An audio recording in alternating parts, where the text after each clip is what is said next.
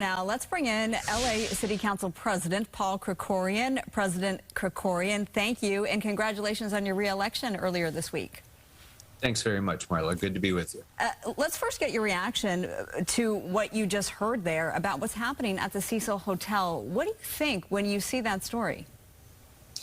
Well, I think it's a great example of exactly why Mayor Bass moved forward with her declaration of local emergency and why the City Council moved quickly to support it.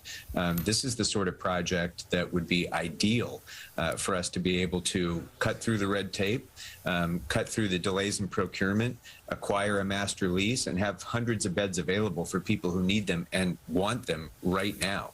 Now, this particular project, that's a private project, being done by a private investor. So when you see the, unfortunately high cost, that's not a function of government. That's something that private landowner decided to charge. But I think with a master lease, we could negotiate with the city.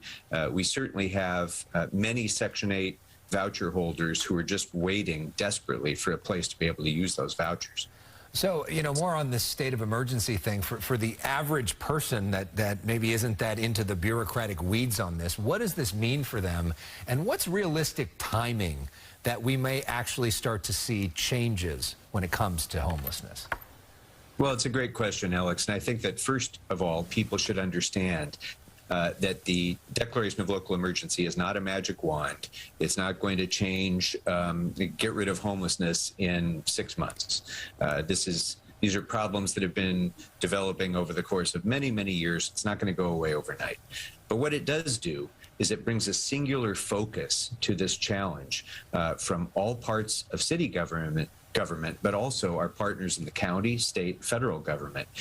It also allows Mayor Bass to move forward expeditiously in some things that seem like common sense solutions, like master leasing empty buildings like this, but often take too long during the governmental process because of the procurement requirements and the bureaucratic red tape that sometimes government has to go through. So it allows us to move much more quickly in order to get people housed immediately. But in terms of a timeline, do you expect weeks, months?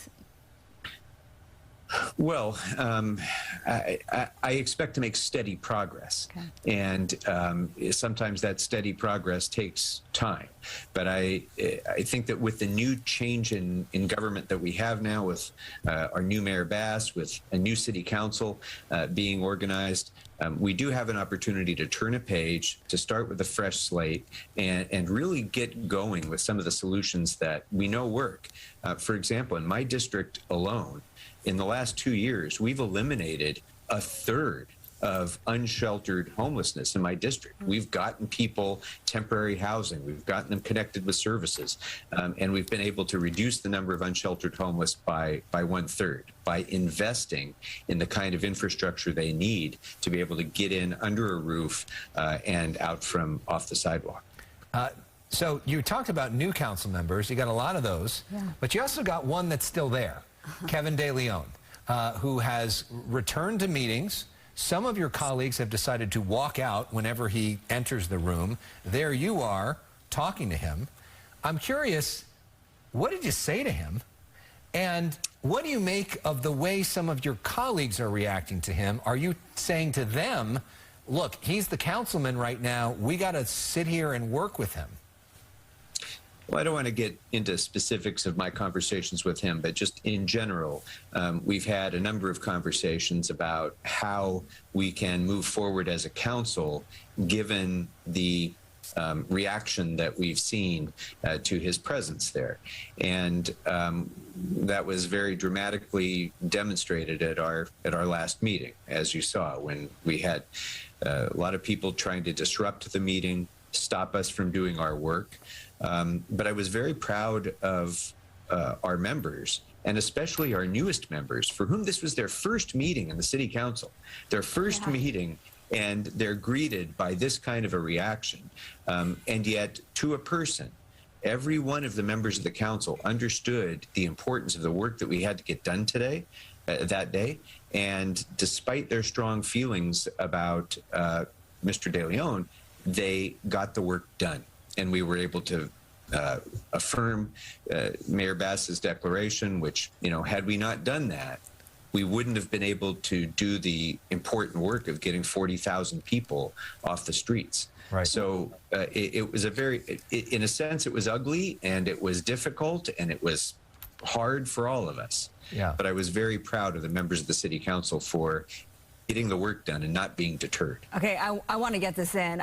Talking about those protesters, you actually refer to them as disruptors, not protesters. So to move forward, do you think it's time to change? Are you considering changing the rules so that you can move forward without these disruptions to function?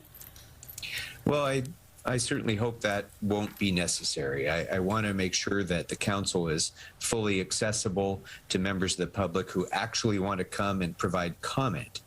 And the problem is that when people come in deliberately violating all of the rules that we have of decorum, the rules of communication within the city council chambers, and their sole purpose is to stop the city council from acting, to shut down our meetings, that's not an exercise of First Amendment rights. That's an effort by these few people to stop other people from exercising their First Amendment rights and from participating in their government and in the democratic process. That's not fair. That's not American. That's not right.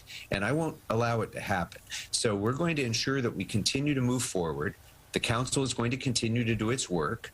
We are not going to be deterred by people who want us to shut down. That's not going to happen. There's too many important things that the people of Los Angeles expect this city council to deliver for them. And we are going to do that important work no matter what distractions and interruptions we may have. Councilman Paul Krekorian, no more council meetings for the next few weeks, so hopefully you can take a moment to breathe. I can only imagine how stressful that was yesterday. We appreciate you taking time to join us tonight. Thank you very much. It was good to be with you.